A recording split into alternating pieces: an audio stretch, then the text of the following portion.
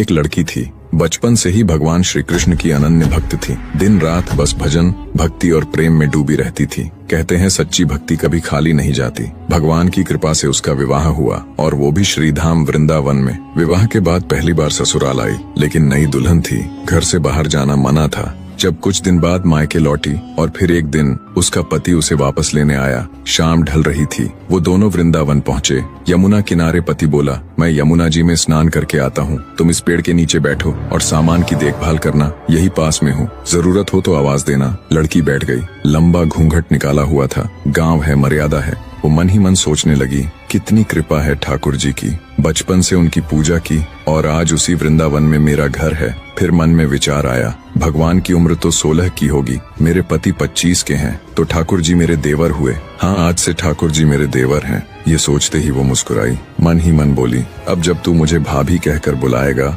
ठाकुर, मैं तुझे तभी आशीर्वाद दूंगी। तभी एक नन्हा सा बालक आया, 10 से 12 साल का, और लड़की को भाभी भाभी कहकर पुकारा। लड़की चौंक गई। मैं तो यहाँ नहीं हूँ, मुझे कौन बुला रहा है? मर्यादा में रहकर घूंघट उठाया नहीं। बालक फिर बोला, भाभी एक बार चेहरा तो दिखा दो। अब वह डरने लगी, पर वो बालक तो जिद पे अड़ा था और अचानक उसने घूंघट उठा दिया। लड़की की आंखें खुली की खुली रह गईं। इसके बाद वो बालक भाग गया। जब कुछ देर बाद उसका पति आया, लड़की ने कांपती आवाज में सारी बात उसे बताई। अरे तुमने मुझे आवाज क्यों नहीं दी? पत्नी बोली, वो तो इतने में भाग गया था। पति गुस्से में बोला, कोई बात नहीं, वृंदावन कोई बहुत बड़ा तो है नहीं, अगर दोबारा कभी दिखा तो हड्डी पसली एक कर दूंगा।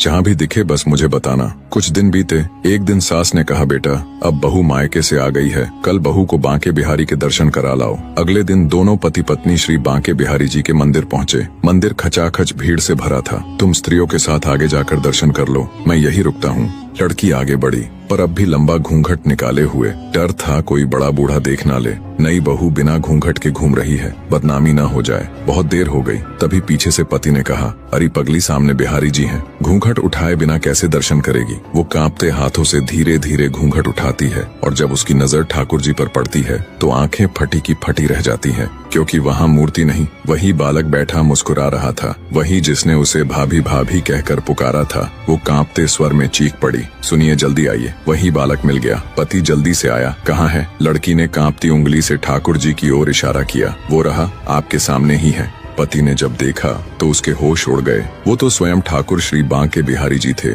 पति भाव विभोर होकर मंदिर में ही पत्नी के चरणों में गिर पड़ा और बोला, तू धन्य है, तेरा भाव सच्चा है। मैं इतने वर्षों से वृंदावन में हूँ, आज तक ठाकुर जी ने मुझे दर्शन नहीं दिए, पर तुझे भाव में बंधकर स्वयं दर्शन देने आ गए। भक्ति हो तो ऐसी, जहाँ रिश्ता मन से जुड़ता है। कमेंट में एक बार जय श्री